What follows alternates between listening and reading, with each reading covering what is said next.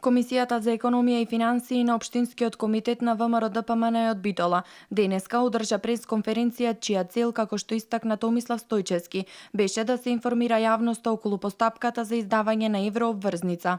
Постои процедура во која издавачот на обврзницата изнајмува реномирана финансиска институција, во случајов на Република Македонија тоа е Deutsche Bank, кој изготвува документ така наречен проспект, во кој ги изнесува условите на обврзницата.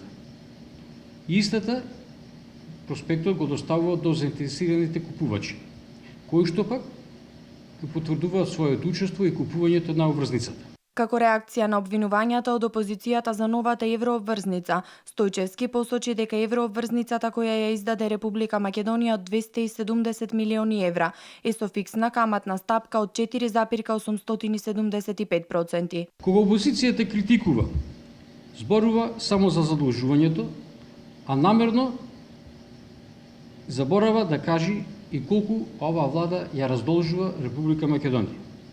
Имено, деновиве беше исплатена во целост еврообврзницата, издадена од страна на Социјалдемократскиот сојуз во 2005 година од 150 милиони евра, со каматна стапка од 12%, за која што се исплатија на име камати 69 милиони евра, или скоро 50% од задолжениот износ. Стојчевски ги посочи и примерите за задолжување од соседните земји. Црна Гора со 500 милиони евра, Хрватска 1,5 и Словенија 2,5 милиарди евра.